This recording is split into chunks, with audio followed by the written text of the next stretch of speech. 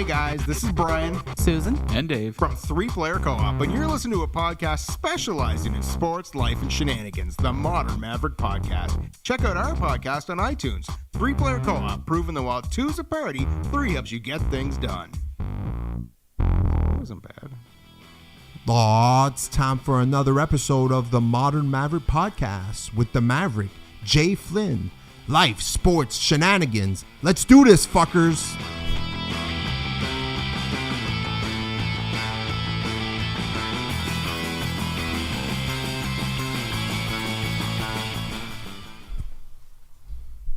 Today's episode is brought to you by Arage Design, a renovation specialist with over 10 years of experience. Arage Design specializes in Italian-style showers, walk-in closets, and all your other renovation needs. Arage Design. Check them out at aragedesign.com. That's ORAJDESIGN.com.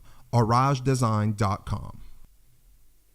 Oh, it's another week, another podcast. The Modern Maverick Podcast coming to you live from Montreal, Quebec. I am your host, the Maverick himself, and sitting in front of me is the forever sexy JFlynn. Oh my. What up? Hello. It's been a while. It's been we didn't have an episode last week, so we skipped a week. Yep. This is episode 21, and on this week's episode, we're going to talk about many things, including UFC 175 that went on last week. I also want to talk about UFC 176, or the cancellation of UFC 176. We're going to have our top 5, our rants of the week. We're going to talk about shitty MMA movies and also other stuff about MMA. Team Alpha Male and Ludwig. I want to talk about that a little bit. And of course, we're going to talk about LBJ, who's back in Cleveland. Yeah. So those are the things and many other shenanigans we're going to talk about this week. So what up, JFlynn? It's good to be back. Yeah, we had the week off. I moved into my new place, all settled in now. I have a backyard and a barbecue, dude. Well, congratulations. Thank you. Imagine, I've lived in 5 apartments over the span of my life. I've never once had a barbecue or been allowed to have a barbecue. So last night was the perfect time to get it started. Really? Yeah. That's awesome. Yep, so I'm liking it so far. I was very sore, though, last week from fucking moving in 35-degree weather. I would not recommend it to anybody. Yeah, it's hot, huh? Oh, man, was it rough. I was sore in places I didn't even know could get sore. I hope you kept hydrated. I did. Yeah. And I don't mean beer. There was a lot of water. Yeah, consumed. Of course, man. The beer came afterward. I can assume. So congratulations on your new place, man. Thank you, sir. So you know, just in time to give the spotlight over to LeBron James and his announcement. Yeah, I didn't want to steal any of his thunder, so I did it a week before. That's good. That whole thing really. It got my blood brewing a little bit because I remember all 4 years ago, you know, the whole decision thing, and I thought it was really like silly. Basically, It's just silly. It's just unnecessary and just it's a lot silly. of attention whoring. No, back then it was like I'm the best basketball player in the world, and I didn't like the fact that he got together with 2 of the other best basketball players in the league, and they say, hey, how about we try to win a championship and we all go in the same spot? Yeah. And they all ended up going to Miami, as we know, and the whole thing, they went the 4 years. He's been there for 4 years. He's been to 4 finals. He's won 2 championships. I wouldn't say it's a failure. Obviously, he won 2 championships, and the other 2 years he went to the finals. I'm sure some thought he would win every year. I'm sure the first year they thought he would win, and some probably thought. Some might see this as 50-50, or some might. I think he did good. I think they played well together, but at this point, I don't think they'd be able to win another championship if he stayed in Miami. I think the decision of him going to Cleveland in the long run, which I think is where he's going to finish his career, I think he has the most chance of winning 1, 2, or maybe 3 more championships down the line with Cleveland than if they all stayed together in Miami. Yeah, and I think it's a brilliant marketing move as far as going back to Cleveland And now all those people who burnt their LeBron jerseys are buying new ones again. So that's more money in his pockets. He's a genius. The memes that I saw yesterday were pretty classic. I saw a lot of pictures of people looking through trash, and it said, "Well, goddamn, where did I put that LeBron jersey?" So it's pretty funny. I wonder if any people collected the ashes and left them in urns, and they can maybe lay those out and display and say, "This was my former jersey." Yeah. I don't know. I just think it's a little ridiculous when I clicked on TSN's website and they had the whole picture. It looked like it was a TV show, specifically designated to him catering to his decision. Like, I'm coming home. It looked like the cover of a novel or something. Like, really? And apparently it was a long letter / interview that he co-wrote or wrote himself to be a part of the magazine. So it's just a little ridiculous. I don't know. I think it is a bit ridiculous. Like, I don't know. It just puts all the importance on one player. And already, already you're going back to a team that you didn't think you could win a championship with, right? And that's why they left, or he left, and the others, all got together with. Well, Wade was already in Miami, but Bosch followed. And now you're going back to that team, to the city, to your hometown. You've got all this attention. That's the spotlight's all on him right now. And I just think, I don't know, you're going into this team right now and the rest. I mean, I'm sure the Cavs are happy to have him, but I'm sure a little bit inside somebody's feeling like, come on, dude, it's not just about you. Like, is this what it's going to be now? The LeBron show? It's going to be LeBron James and the Cleveland Cavaliers, and not the Cleveland Cavaliers. I think the way he went about it, and from what I've been reading and what I've been listening to, ESPN and all of the sports, the people in the sports business and that are talking about it on TV and on radio, the way he went about it in the way he announced his decision is way more approachable and way better for him. It makes him look a lot better than the last time. Yeah, I think you couldn't look more like a jackass than you did last time. Yeah. And a lot of people, I think, are happy that he's back in Cleveland. I think a lot of people think that he made a promise to Cleveland back in the day where he said, I'm going to bring a championship and break the drought, because they've been 50 years without any championship of any sport. Yeah. And I think people are just happy. They're putting the past in the past, and they're forgetting about it. And they say, you know what? It's just because it's the best chance for us to win a championship. Because let's face it, the Cleveland Browns aren't winning any NFL championship anytime soon with Money Manziel, Mr. Johnny Freefall. Johnny Freefall. Johnny Vegas is apparently, I don't know if you saw the picture or anything, but no. It's pretty crazy. Yeah, they took a picture of him in Vegas last week, 2 weeks ago. He's rolling a $20 or $100 bill in the bathroom. Oh, great. But no, he didn't see it doing anything. You can clearly see he's rolling a dollar bill, That's how he stores his bills, in his pocket, in little round cylinders. They're easily accessible. Maybe. Who knows? It's nothing to do with the white stuff. Yeah, well. Anyway. I don't know, but I don't know. Yeah, he saved some face, I guess, doing this. LeBron did by, going back home. But, I mean, you don't think Cleveland would have dished out the money to go get players to surround him with a championship team had he stuck around? I mean, did he really have to leave? I don't know. That still irks me a bit. I think that in professional sports nowadays, I was thinking about this yesterday, a lot of superstars, hockey, football, basketball, the minute they're drafted and people know they're going to be superstars, they automatically attach when is he going to win a championship? Yeah. Right away. It's all about championships. And believe me, on the business side of sports and as an athlete, you want to win that championship for you, for your team, for your legacy, for whatever it is.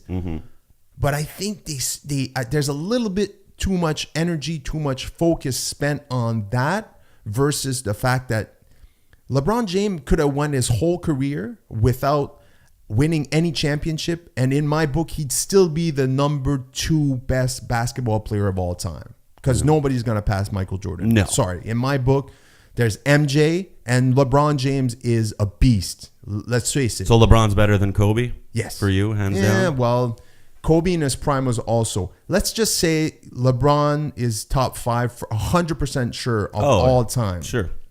You can argue the Kobe and the Chamberlain and the Magic Johnson and the Larry Bird. Sure. All those, they did great things for their team. Even Isaiah Thomas, which I don't know if you saw the ESPN on 30. Bad Boys. Oh my God. My favorite of the ESPN 30. One of my favorites, yes. I watched it this week, and I forgot how badass they were. I know. Because that's just when I started watching basketball. Yeah, we were young at the time too, I was right? 10. I didn't really follow basketball. I actually started following basketball as when the Bulls started winning. Okay. That's when I became a fan. I started playing in junior high and high school. And then I started following it on TV. And then I obviously became a Michael Jordan fan because he was the best player to ever live, you know? Yeah. And the Bulls were amazing, strong. But man, I forgot, or I just didn't know how, like the Lamberts and all those players that I don't even remember their names. I don't even remember hearing about them. Like I know Lambert, I've heard about him, but there was another guy that they traded for from the Bucks. From the Bucks, Aguirre or something like that. This guy turned that team around when they were in shambles. The year they lost. Yeah, to think, he was a name that I didn't remember from my childhood or whatnot. And you look at his stats and go, this guy was putting up huge numbers before, and it became a bit more of a team player. I think that was the knock on him, right? The whole thing was he wasn't a team guy, and he came over and he said, listen, you're going to play for the Pistons. You're going to play Detroit basketball, and we're a family. So. And I forgot how Dennis Rodman was actually a good fucking basketball player. Because he came to the Bulls and it was all defense and rebounds. Yeah. But it was all about defense and rebound in Detroit, but he was actually scoring points in Detroit. Yeah. He was running the floor, and he was amazing. Yeah. And he won the Defensive Player of the Year that year. And or it was the Six-Man Award, too. Was it the Six-Man Award? I remember them mentioning, he won the Six-Man Award. He was like the best player off the bench in the league. Holy fuck, man. Like, he became a bench player that's one of the marquee player for Detroit. He was a bench player that became a starting player. After Aguirre said, basically, you're going to take my spot. You're doing better than me, so you get to start. And I mean, they won 2 championships with basically less talent than most of them in the league. If you looked at that time, you had the aging Bird, you had an aging Johnson, but you had Michael Jordan that was just peaking. And it's a perfect example. The Michael Jordan, in my opinion, if he had a better team to back him up in 89, 90, 91, would have won championships. He should have won, He would have gone over the hump, but the hump was there was no Scottie Pippen, or Scottie Pippen was just not there he wasn't yet. Scottie Pippen yet. And like the Pistons said, I mean, they realized it was a one-man show with Jordan, and all they had to do was double team him. But once Scottie Pippen started turning into the player he couldn't do that anymore. Yeah, you couldn't just focus on Jordan anymore, and they became a real threat. It brought me back to the days where I enjoyed the NBA. Yeah,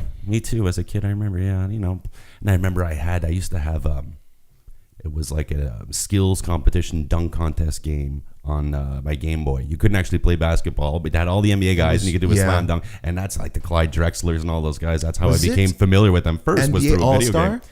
I forget what it was called. It was like All-Star Challenge or something like that. I had a game on Super NES that was you could play one-on-one, you could play 3-point shootout, you could play horse, you could play all these things. You can pick it was one player per team, so you had the Jordan and but you couldn't play an actual basketball. It was just All-Star Challenge. So anything in the All-Star Challenge during the it was a pretty amazing.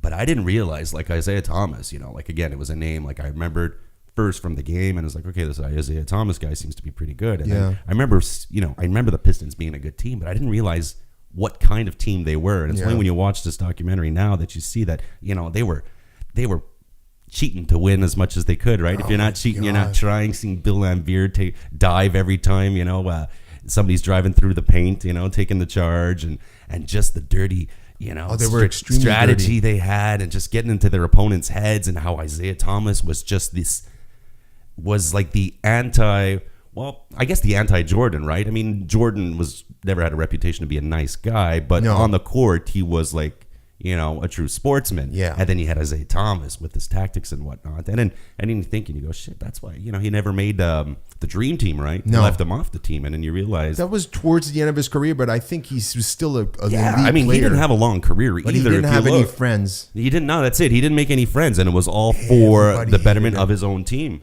But you know why? Do you remember it was in the Isaiah Thomas. The only reason I kind of know the player, or I kind of knew him as a teenager, is because when I really started watching basketball, and Jordan, the first year I started watching, Isaiah Thomas was still kind of the nemesis of Jordan, or just off, Yeah. Then it became Jordan against Stockton and Malone and Ewing and all those guys. But it was Isaiah Thomas, and it was always remember the Pistons, that they basically passed the torch over to the Bulls, Yeah. But you remember the last game they won, they finally beat them in the playoffs. They walked off the court before the game was even over. Like, fuck. And that, I think, cemented Isaiah Thomas's legacy as a either people saw him as a crybaby or as a bully or whatever. How it was all his idea to have his whole team go and just leave the thing. You can see it however you want it. In my opinion, it doesn't really change. The guy was an amazing player, and he was more of an amazing leader. Yeah. And he was the core of the Detroit Pistons. I mean, that walking off the court thing, like they talk about, I mean, for their team, I think it was, I mean, you think it's not really sportsmanlike, but based on that team's reputation and what drove them and what made them work and what led them to winning those championships, I think that was the perfect way to go out.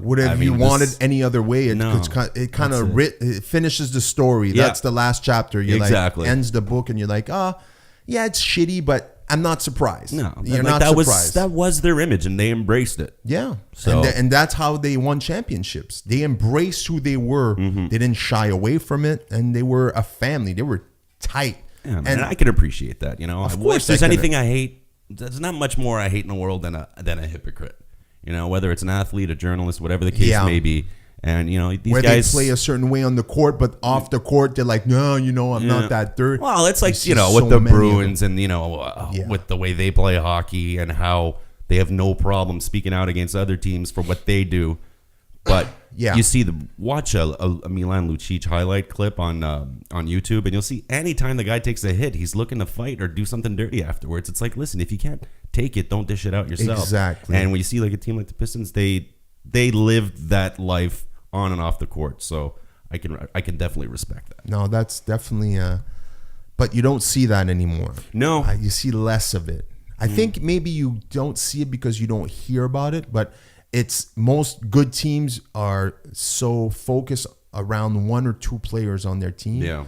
It kind of divides the rest of the book. And that's why teams like San Antonio keep winning, because I think San Antonio is the closest thing to a Detroit 1991 team that we currently have in the NBA. They're close. They've played together for a long time. Tim Duncan's, it's the 30th season in the NBA, I think. Yeah.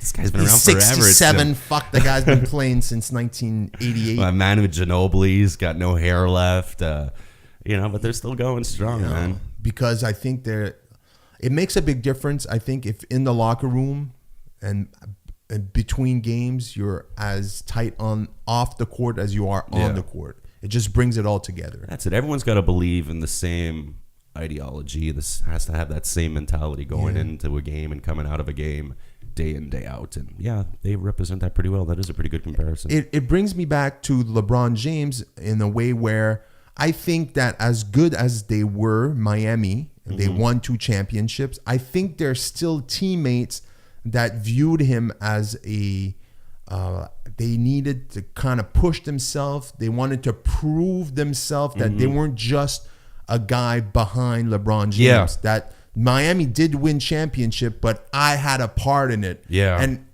it might be a good competitive, it might be a good thing, but I think in the long run, I think it's a bad thing, because I think you're trying to compete with somebody that's on your team. Maybe not the best, because if you're smart, you're never going to be as good as LeBron. You gotta realize that Chalmers is not going to be the best player in the league, but in the back of his head, he might be, hey, I need to play my part, and I need to make myself aware in the media or on TV. And I think that's what was going on a little bit. And I think that's the reason, instead of winning 4 championships, they only won 2. Which, I'm kind of knocking the fact that, they only won 2 championships and they went to 4.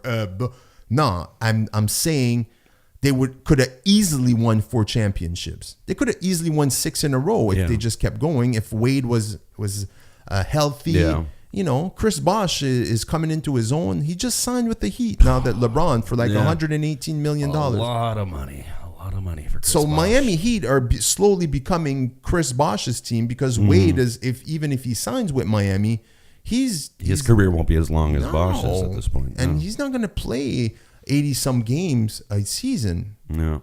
He might be forced to now that LeBron is not there. The most ironic thing would be that if next year the Heat would actually win without LeBron. That would be pretty epic.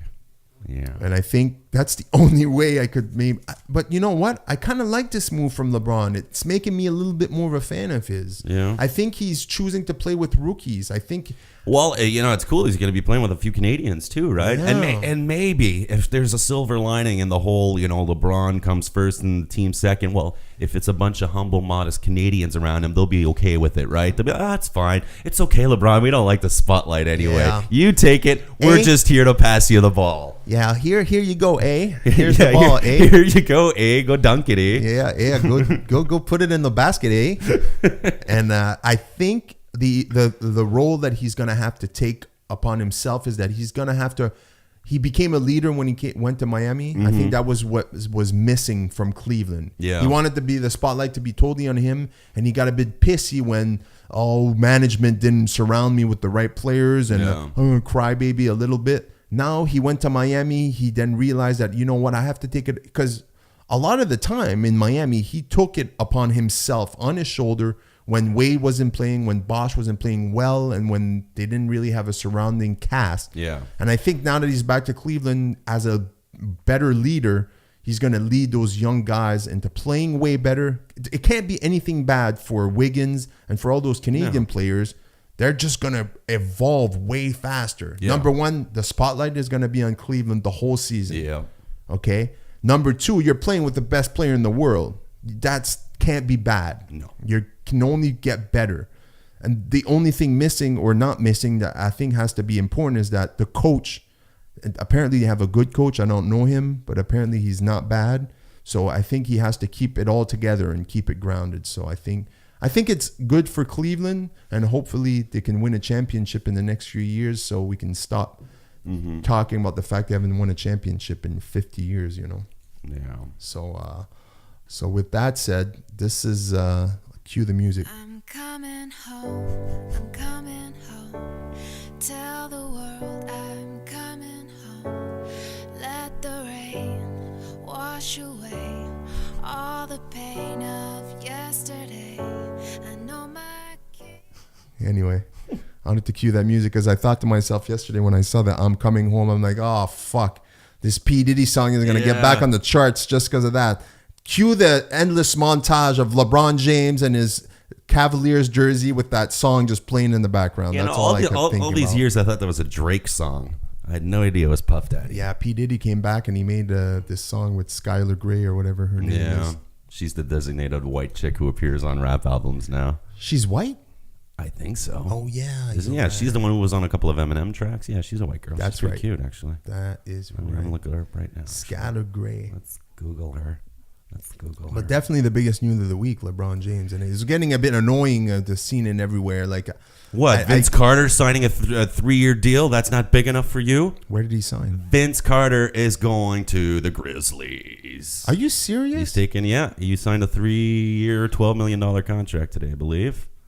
Wow. Yeah, he's become a 3-point shooter now. Did you know that? Yeah, he was doing well though in Dallas last year. Yeah, he was. He was the top 3-point shooter off the bench in the NBA last year. No idea. Wow, I did not know that. Yeah. I didn't even know he was off the bench. That's what he is. He's a bench player now. A bench player. Wow, the guy's like 37 years old. True. I have a hard time he believing tanked he's it so playing. many years when he was in Toronto. Well, that's it. That's why you forget. People kind of forgot about I thought he was finished. Yeah, we thought he was finished because he just tanked it, and then all of a sudden he had a little bit of a revival in New Jersey. It didn't help that he went to a bad team in New Jersey. Yeah. He was kind of forgotten even though he was playing well. Who was he playing with in New Jersey? Jason Kidd? I don't know. Yeah. Is that time? Oh, I guess. Fucking Vince Carter, man. It's the only... But I'm glad for the Raptors though, because they ended up re-signing. Was it Cal Lowry? Yeah, they signed Lowry to a and deal. Vasquez and other players. Yeah. They kept trying to keep the core of that team that made it to the playoffs last year. Mm-hmm. In my opinion, should have won against Brooklyn, but they were young. Most of them had never played in the playoff. Give them a few years, and they might win a few games. Hopefully, a few series. I'd like to see that playoff. team, make it through a couple of rounds. It would be fun to see. Who do you think is going to win? Who's going to win a championship in the Canadian teams? Is it you're going to see hockey, basketball, or what other sport? Hockey. Well, what are the Blue Jays? Or the Blue Jays. Blue Jays, essentially. So we're looking at any hockey team, the Blue Jays or the Raptors. I'd have to go with a hockey team. I think a hockey team's going to bring home a championship. Somebody's due. I don't know. I'd like to see that. I'd like to think the Habs will. I think the Habs are the front runners right now. I think so. Amongst the Canadian teams, especially with the rebuild Vancouver's going through, and Toronto's a disaster. Calgary sucks. Edmonton can't freaking manage to. I don't understand to make it to the playoffs despite all this young talent they have. Yeah. So I think Montreal. I think it's between Montreal. Although the Blue Jays had a monstrous start to the season, and then it's kind of tanking now, which is expected. Yeah. Baseball is like that. My team is the same way. I'm a fan of the San Francisco Giants, and at one point they were the best team in major leagues this year, and now they're like they lose 3, they win 1, they lose 3, they win 1. And it's kind of like, but baseball is like that. You have to fucking climb that mountain and win as many games as possible early in the season because towards the All-Star game and towards the end, people get tired. And it's a long-ass season, man. 162, 164 games, I don't remember. But yeah. But Toronto's still what? I'm looking at the standings here. Wow, I haven't looked at baseball standings in ages. Toronto's still in first? But they're sitting, they're sitting in second place. Yeah. They're 3 games behind Baltimore. They're ahead of the Yankees by a couple. The Yankees are only playing 500 baseball. And what's with the Red Sox this year? Losing season? Everybody thought the Red Sox were going to be the team in the East. They're 42-51. What the hell is going on over there, man? Pitching, I think, is killing them. How are my Pirates doing? I've always been a Pirate fan. They finally started playing some baseball. Yeah, they made the playoffs last year for the first time in like 20 years. How are they doing? They're 48-45, 3.5 games behind the Brewers. In the Brewers started last year pretty good, and I don't know it's a pretty good division actually. 4 of 5 teams. I think the best team in baseball is Oakland right now. Oakland, yeah. Let's see. The Dodgers are doing all right. San Francisco's still up there. They're in first in their division. And let's see. The Angels are playing .598 baseball. And Oakland's 624, 58 wins, 35 losses. Yeah, they're definitely the team to beat right now. I heard did you hear that report this week talking about if the Oakland were to move Montreal? Yeah. Who were the cities? Montreal, Seattle keeps coming up. I think was it Seattle or no, the San Antonio. Really? They were talking about San Antonio, Montreal, or maybe not Seattle. They already got a team. Kansas was it Vegas City? Maybe or something? I forget. They can't put a sports team in Vegas, man. Yeah, we talked about this. It's like there's too much temptation, and you worry about gambling and what are you going to call them? Stuff like that. What are you going to call them? Gamblers? The Las Vegas Gamblers, the Las Vegas Aces. They could be the Las Vegas.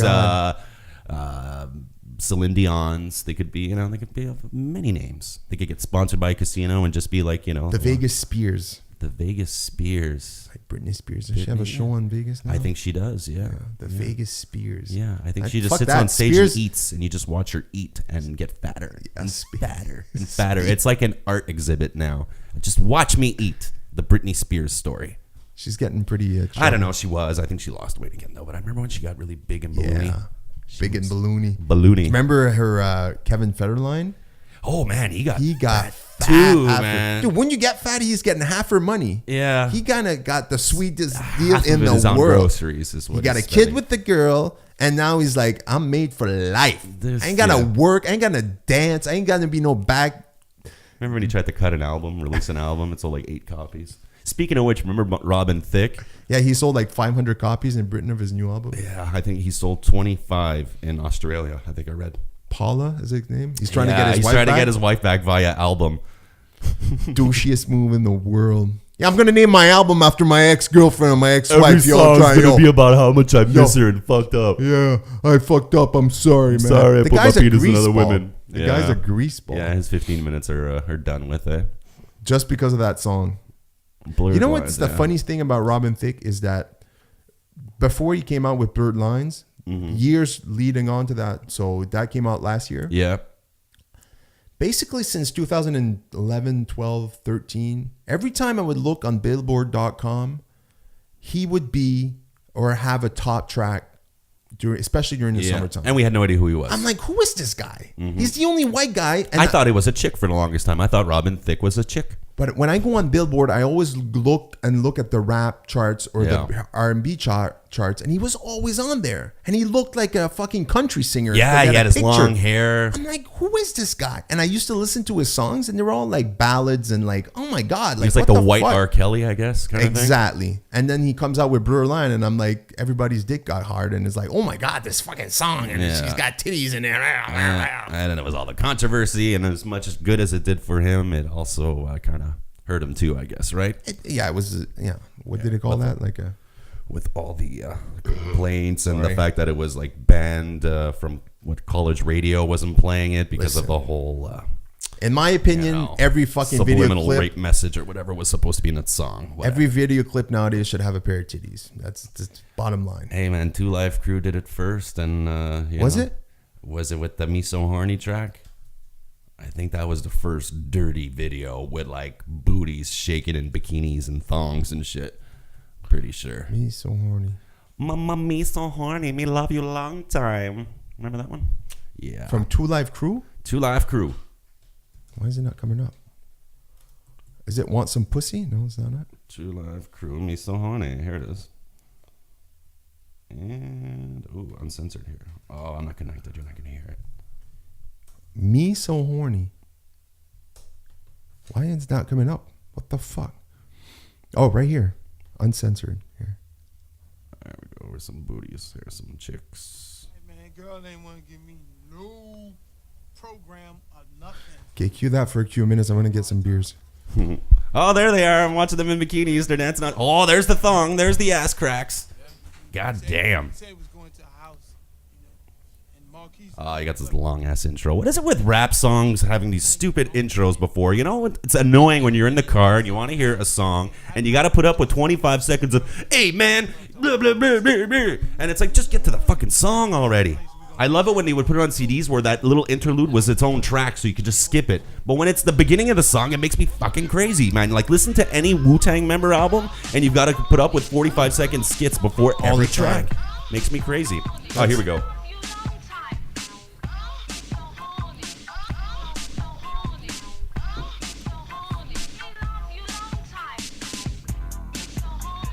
Booty, booty shaking. Wasn't Me So Horny, Love You Long Time from Full Metal Jacket? Yeah. Saki Saki? Saki Saki, Me Give You Long Time. Yeah. When was this? Oh my God, look at the chain on this motherfucker. I want one like that. That's what do they call them? Lace chains? Is that what they call them? Yeah. I didn't know. Because it looks like it's all like, seriously. Do you know how much that would be worth nowadays if that's all gold, like real gold?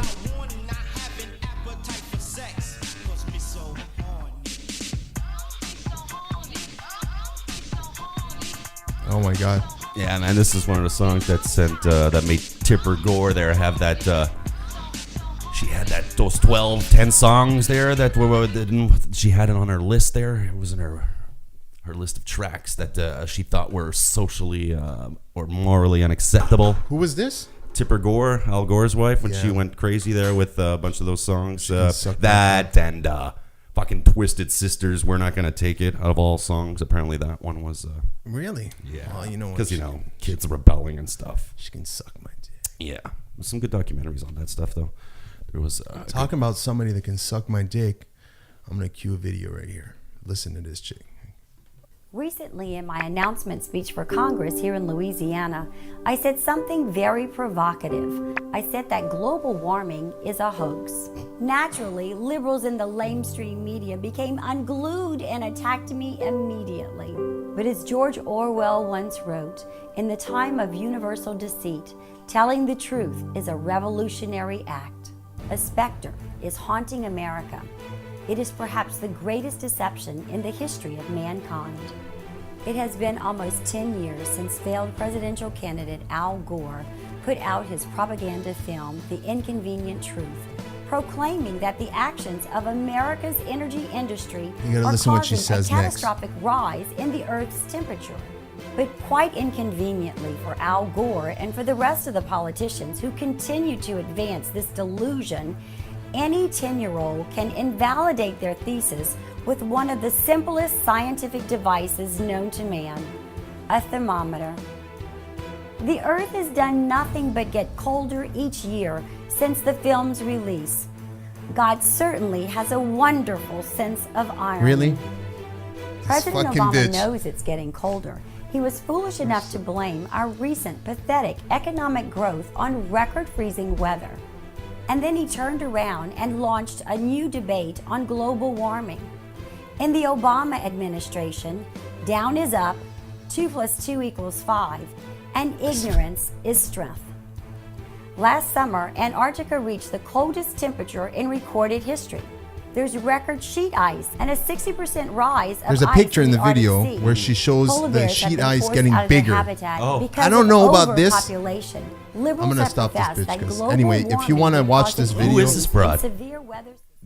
Who is this broad? Her the name new- is called Lenar, Lenar Whitney. Lennar Whitney. She's like what, the new Sarah? She's like a the new Palin candidate Sarah in her. Palin? She's a conservative for Congress in the United States. Whitney. There we go. On YouTube, she is the video is called "Global Warming." Global warming is a hoax. Okay, it made me laugh. Seriously, like this is not a comedy skit. It's not at all. She's 100% serious. She made me laugh with the things she says on this. And I had to play this. I posted this on Facebook a few weeks ago, and it just blew my mind. Because if you Google global warming, like, listen, I'm not trying to say global warming is an actual thing. I'm not a scientist, but we're definitely part of making the Earth warmer in the past few years.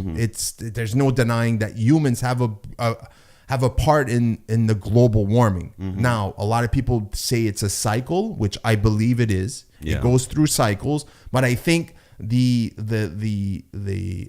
proof and the scientific facts are shown and proven that man does have a hand in it of making it faster, basically, of increasing the cycle. Yeah, well, and this girl is just going on and saying this is all hoax and propaganda and blah blah blah. And I mean, there's a lot of people out there who don't believe in this global warming thing, and sometimes it has to do with personal beliefs or the profession or industry they're in. If you ask anybody who works, in Alberta on the oil fields and whatnot, they'll shit all over the global warming conspiracy theory, right? Because they're in the business. They're in the business, and there's no such thing as global warming. There's nothing wrong with gas. There's nothing wrong with there's nothing wrong with me digging in and creating all this fucking fracking pollution or whatever they call it. Fracking is safe. It's super safe. Yeah, it's the best thing ever for the planet, right?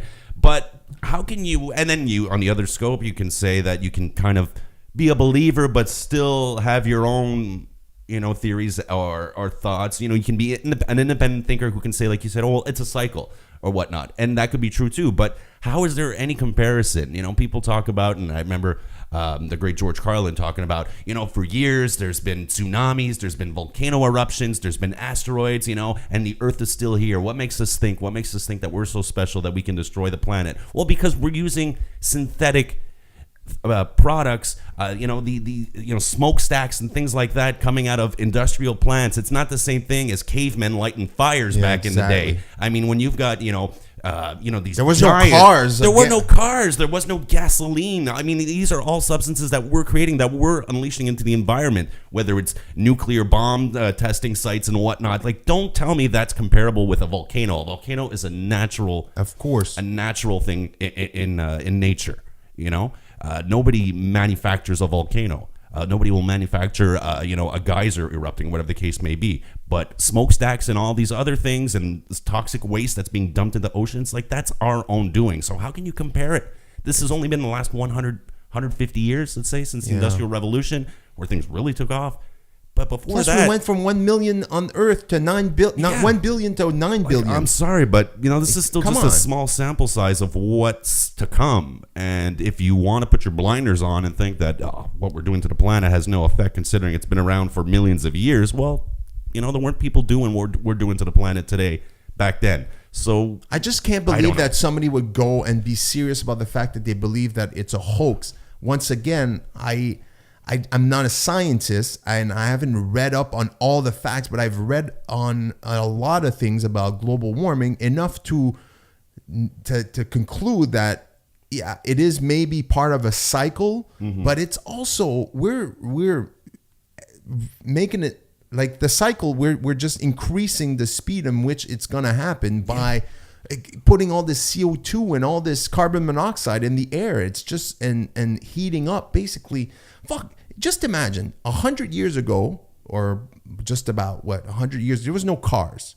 Okay, was it 100? 1900s? Well, the early 1900s was the first car, the T model. Yeah, exactly. Okay, so more than 100 years ago, there was no cars. Now there's millions of cars driving and around at the same time on Earth. You mean to say that just that doesn't have a small little fucking part in heating up the Earth, the crust, or whatever the fuck of the air basically that we're in? Like, look at the pollution. You can't go to China or Japan without wearing a mask. There's days that they'll be like, oh, you can't ride your bike outside because the pollution level is too high. Or look at like a city like LA, right, with the smog. What the fuck, man? Normal. It's retarded.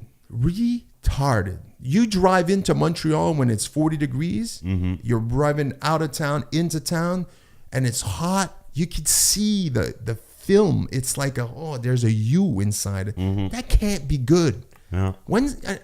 Jesus Christ, it was not even July and we were already at 40-degree weather. And this bitch goes online and says that the polar caps are actually increasing in mass. No, I don't think so.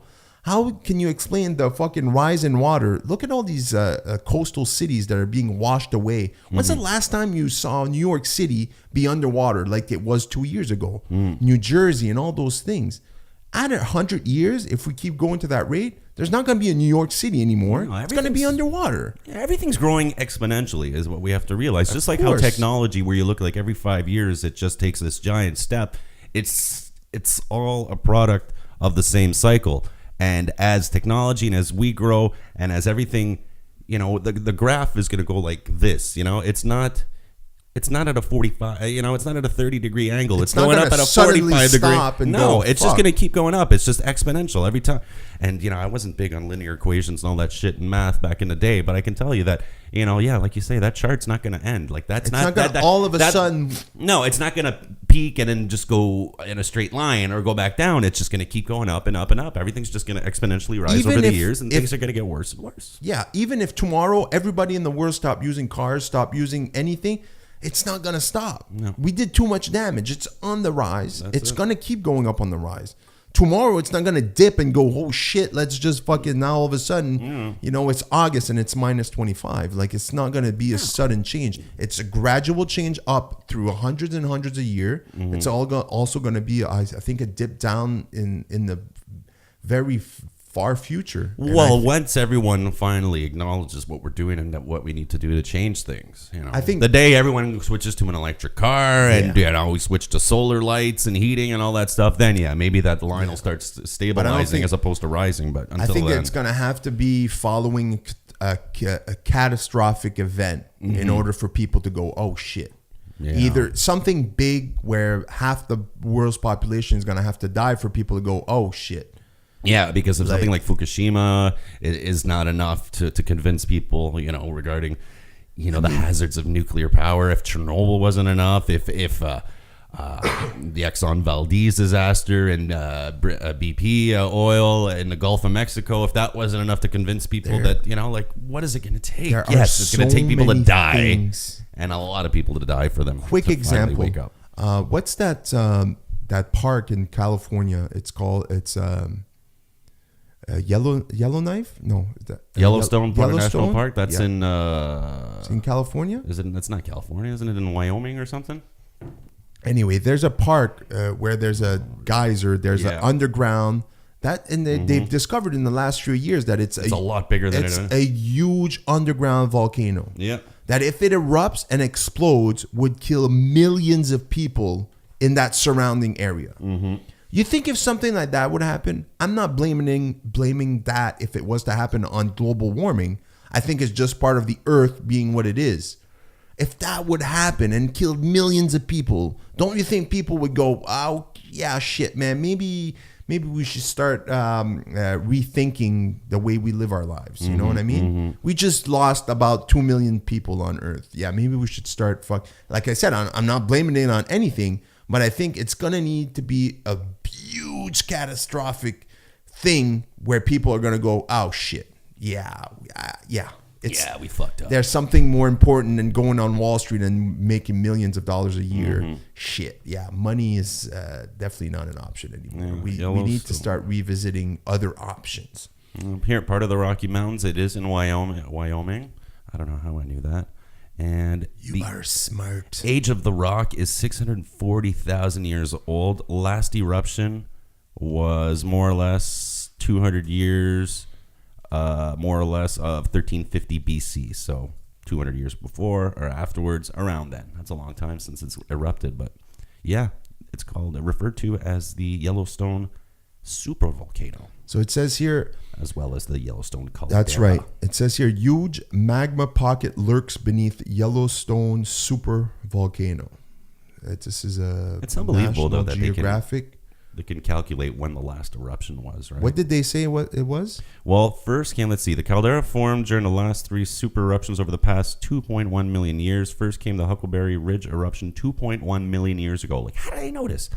Which created the Island Park caldera, and it also ended up creating the Huckleberry Ridge tuff. And next came another eruption 1.3 million years ago.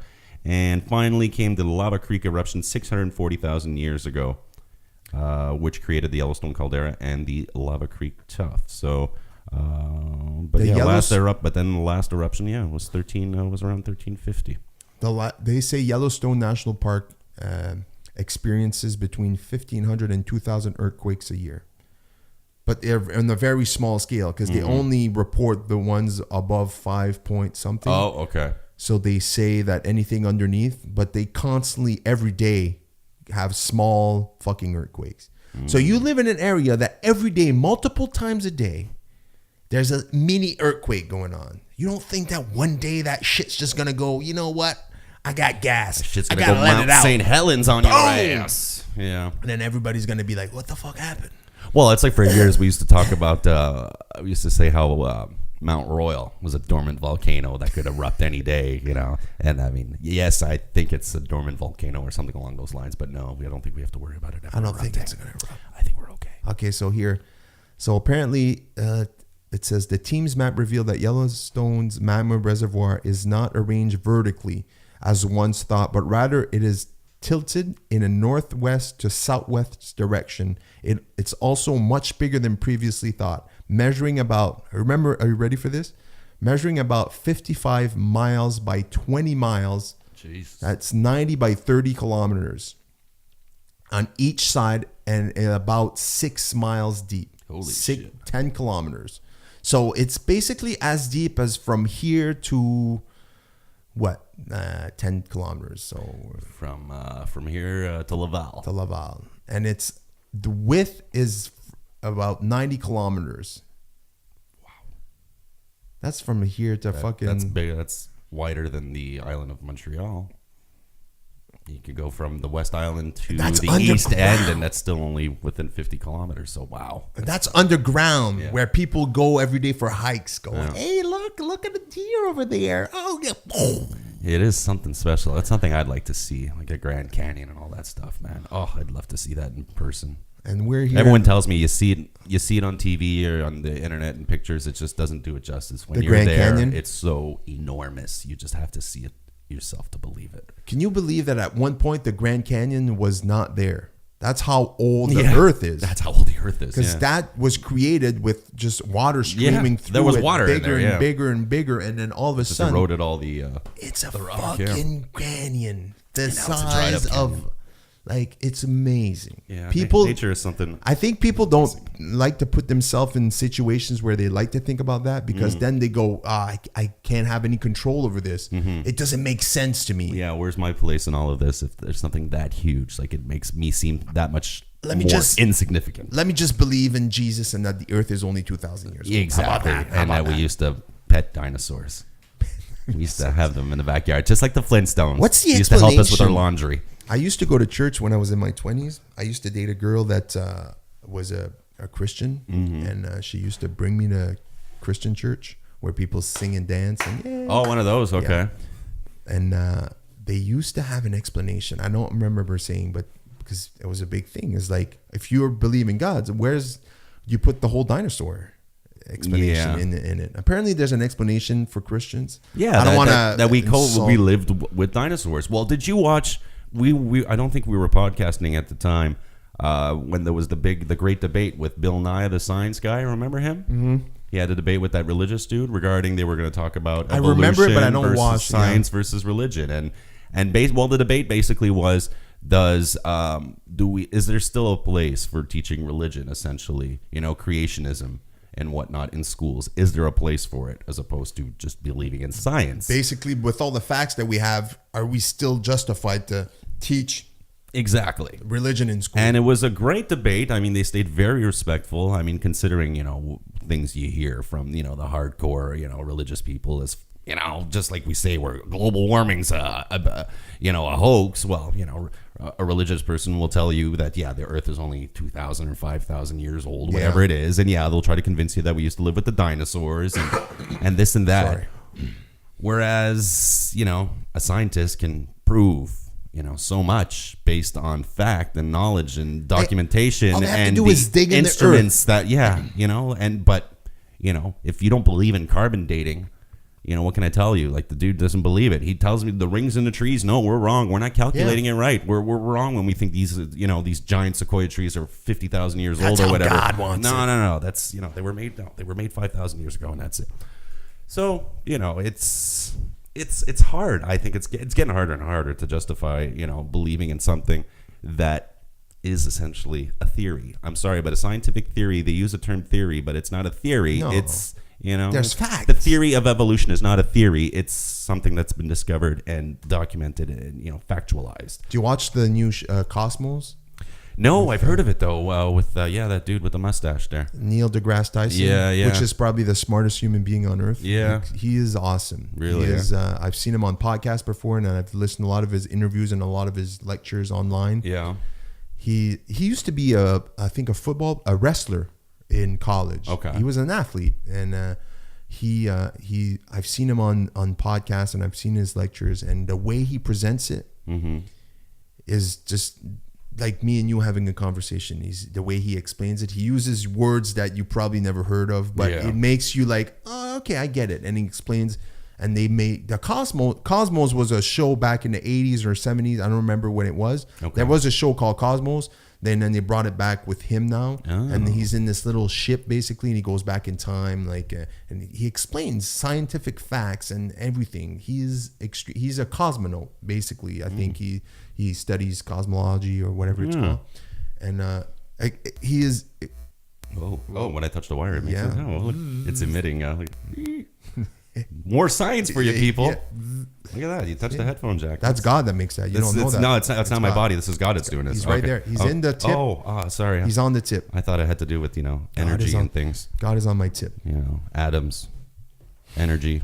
No, it's just God. Adam and Eve. We all came from the same two people. You know that, right? We're brothers. Where we are.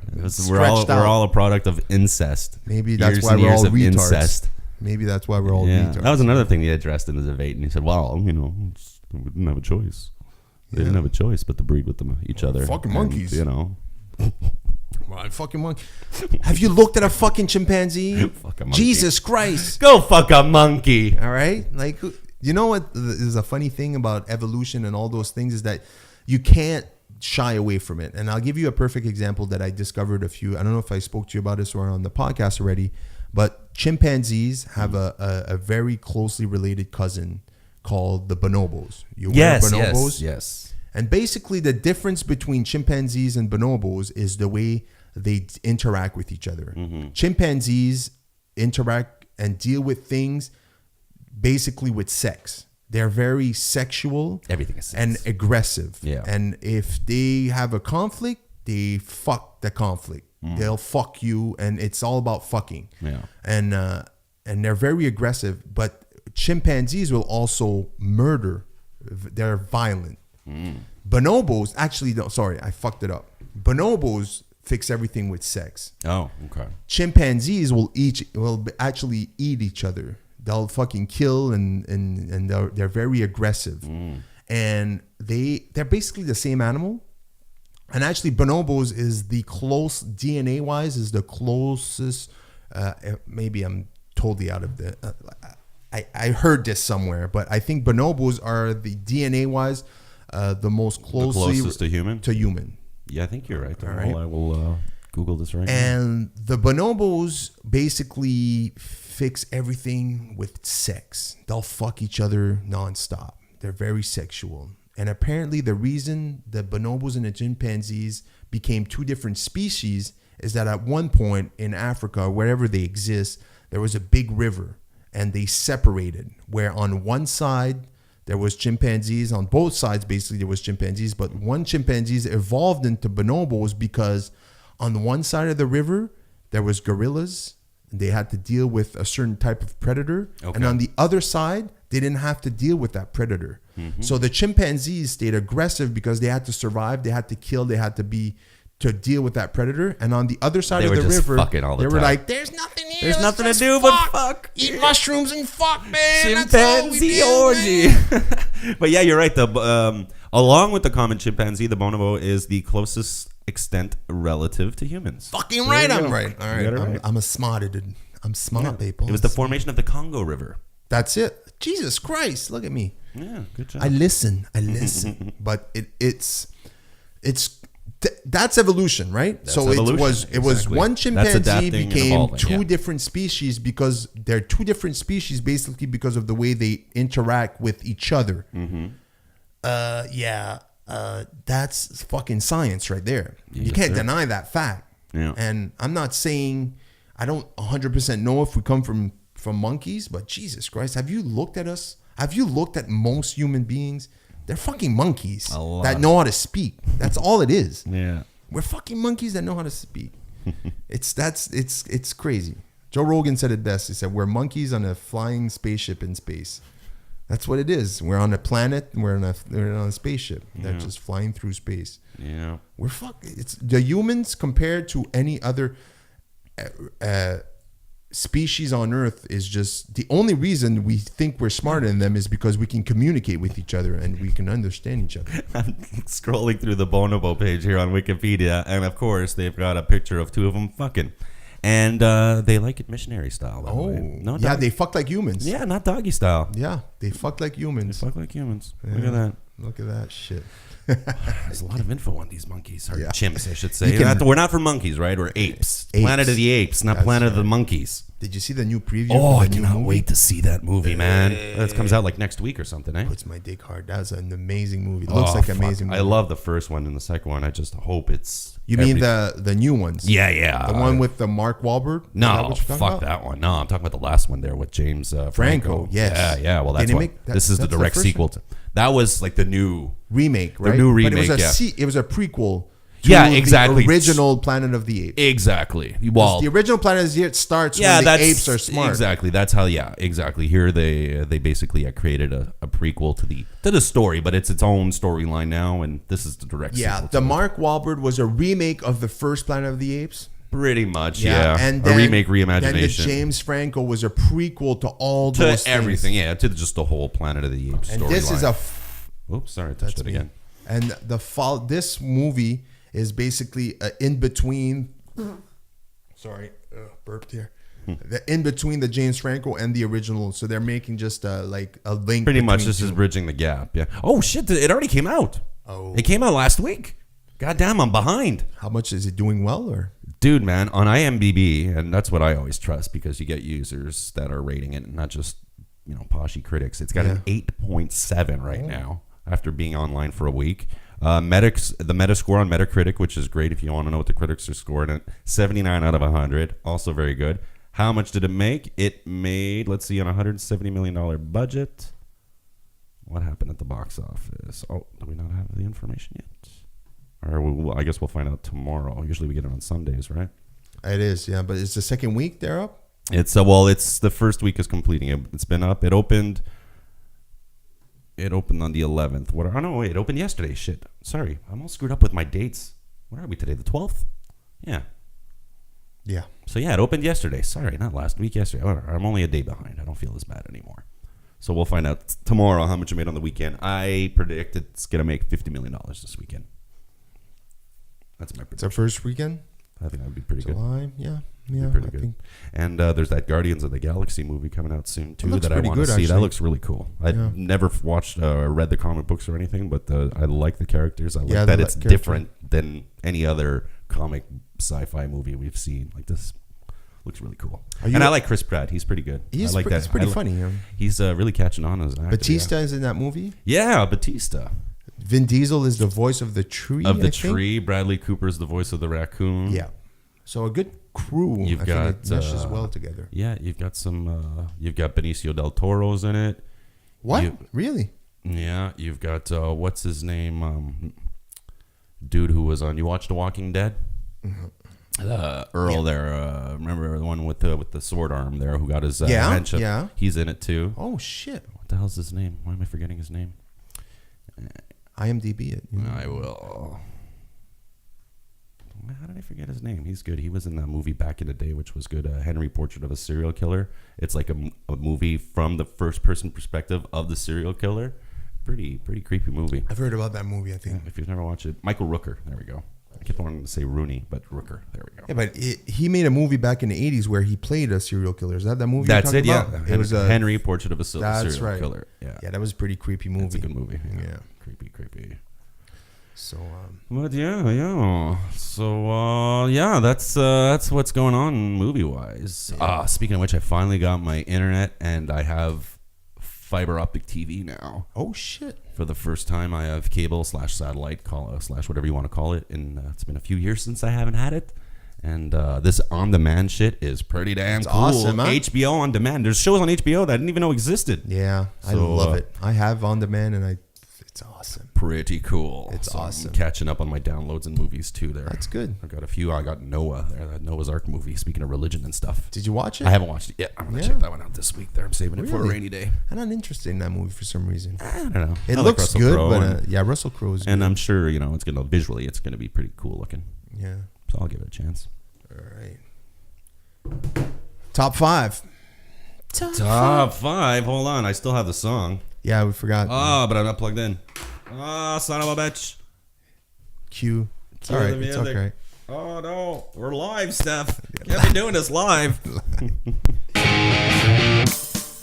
Top 5. Top 5. Top 5.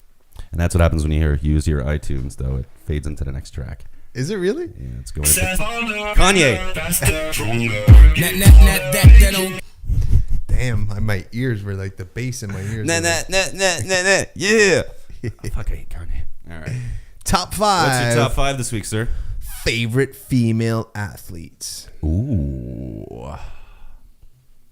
Apart from Ronda Rousey? Apart from take Ronda Rousey out of because that's just too easy, right? Yeah, she's more of a man than a fucking female, basically. She can kick most of. If she can kick most of the UFC fighters in the UFC, most of the fighters in the UFC, you got to take her out. You got to take her out. Well, I'm loving this. I'm all on the Jeannie bandwagon now. Eugenie Bouchard. She is.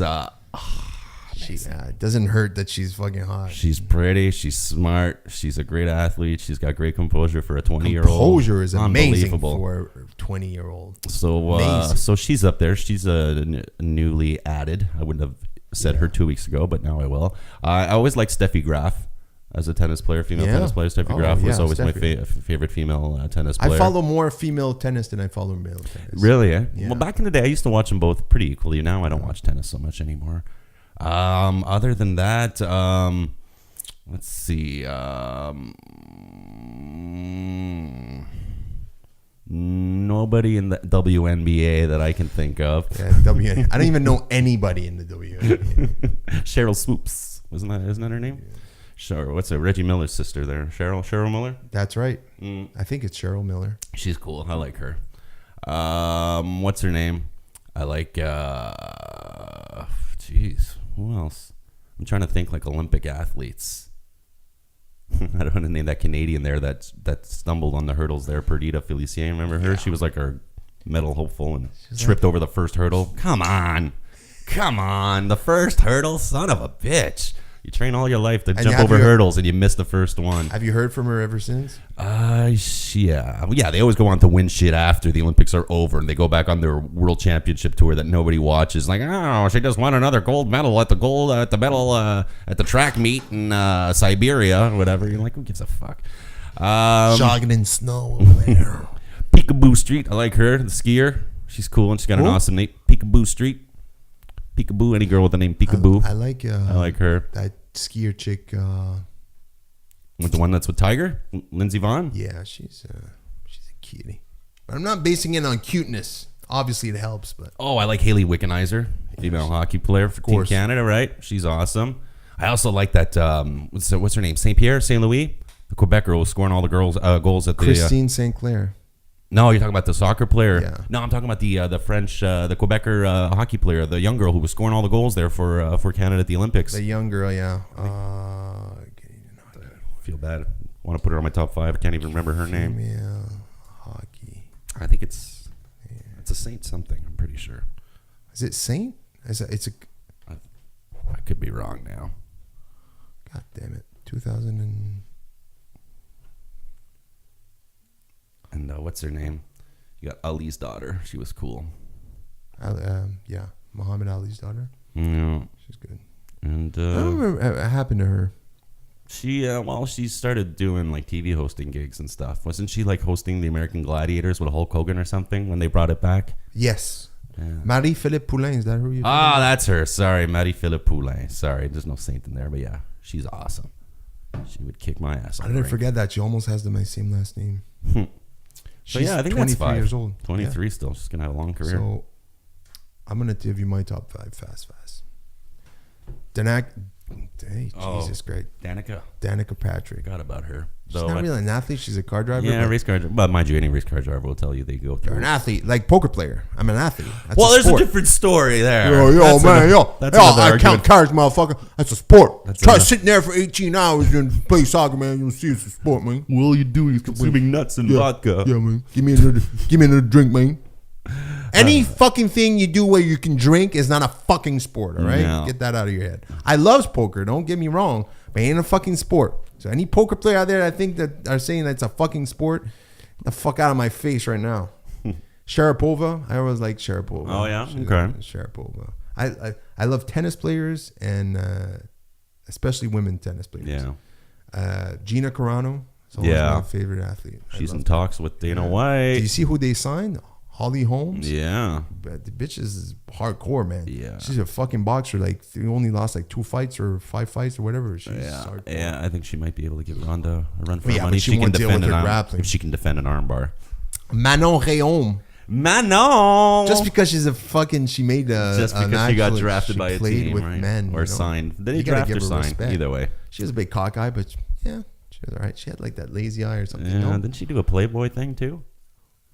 Yeah, Manon was in Playboy. Here, I'll Google this. No way. I'm checking it up. I'm pretty sure she did. And Christine St. Clair. I like Christine St. Clair. She's the best soccer player in the world, in my opinion. Yeah. Go figure. Canadian men's team can't even score a goal. They can, yeah. But we have like the best female soccer player in the world in this country. Go figure. It's weird. Yeah. Manon Réaume. A Playboy. Where's the Playboy? Or they wanted her to do Playboy. I remember seeing sexy pictures of her back in the day. I thought I did.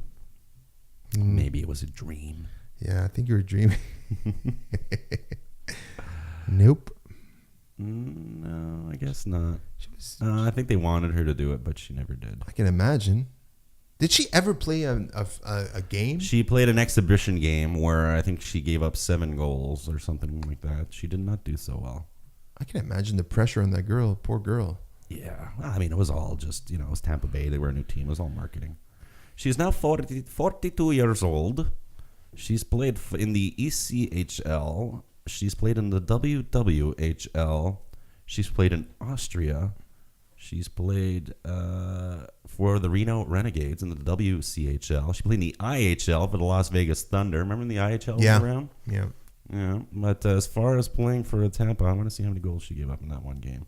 Blah, blah, blah, where are we here? Later life. No, earlier in her career. Tampa Bay Lightning. She was signed as a free agent. This is the first time a woman tried out for an NHL team. She played one period in an exhibition against the Blues. She allowed 2 goals. There you go. And played another exhibition game against the Boston Bruins. They don't mention how many goals she gave up there. I remember her getting battered by an NHL team as far as being scored on a lot, but maybe I was wrong. Maybe she liked the Playboy thing. Maybe she liked to get scored on. Yeah, you know what I mean? Imagine fucking bunch of testosterone-filled guys. Yeah, it was awkward. And I had She probably had her own locker room. Well, we had girls play with us right when we were kids. Yeah. I mean, there's a lot of good female hockey players in this country, and yeah, they didn't have enough. Didn't have enough of them to have their own girls league, right? Especially where I'm from, there was no girls hockey. It was they play with guys. They play with the guys and the ones that were good enough anyway. But yeah, it was one year, and then when it was a little awkward, she was a goalie, and she'd have to change in the other room by herself. I was like, that's got to be awkward. Just fucking change with the boys. We'll close our eyes, peek once in a while. It's not like you're getting naked. You don't have boobs yet. It's okay. Only 13. Yeah.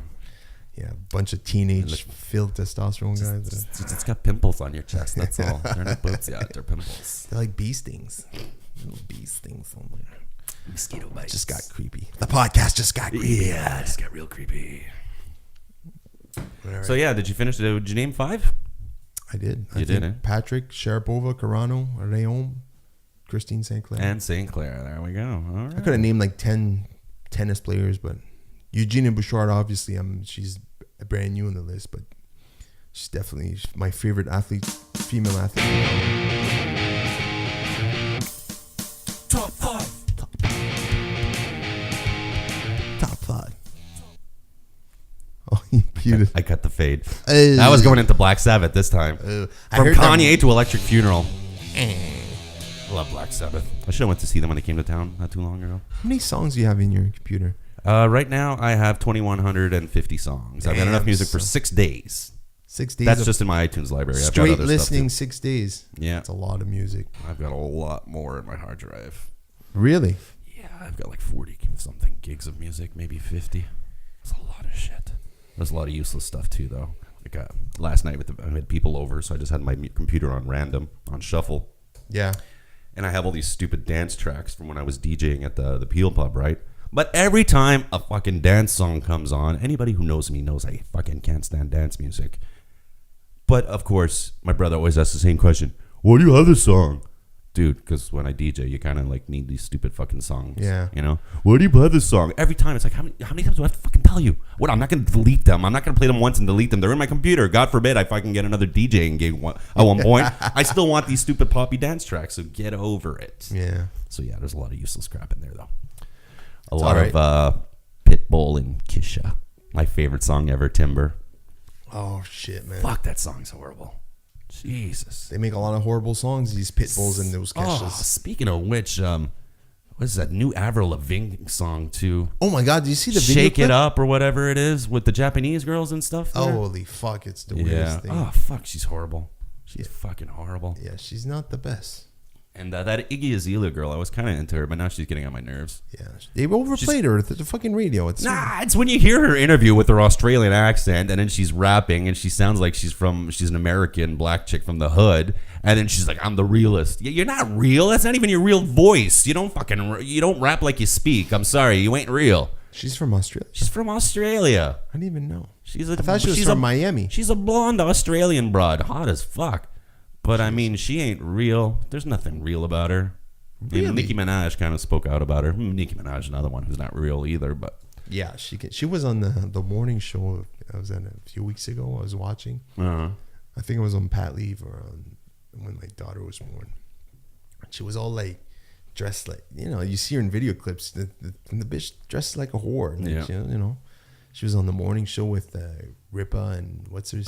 Michael Strahan. Strahan. She's all dressed like fancy with her dress and trying to be political. Like, fuck, you're black. Fucking, you don't talk like this. You're a rapper. Fuck. Yeah, I hate it when they do that because it's like either you're like this or you're not. And she's like, from the Caribbean too, right? She's got she's like a Bermudan or something. Does she have like one of those like sexy accents like Rihanna? No, she speaks like a white girl. Does she really? Fuck, man. When she does interviews, she speaks like a white girl. Fuck, man. Like, you're not white. I'm sorry, I'm not being racist. You're not white. When you fucking rap and you're being all slutty and shit, that's who you are. Or is it? Because if it's not, then stop fucking singing about it. She's probably not. It's like I said, it's another one who ain't real. But here, this will all tie into my rant this week, and it kind of goes back to my brother and dance music and whatnot. Last night, they made me go out. So after drinking at home all day, barbecuing, having a good time with friends, why not go spend money at a fucking bar? Because, I don't know, we'll have more fun there by not talking to women. So we end up in this fucking sardine can on Saint Laurent. It's fucking tight as fuck in there. It's getting hotter and hotter by the minute. There's lots of great women, but you can't get to them because you can barely move. It's like, and you can't talk to anybody because the music's too fucking loud. The drinks were fucking horrible. Well, the one drink I had is the first time I ever don't finish a drink at a bar. $13 a drink? I don't know. I didn't pay for it, thankfully.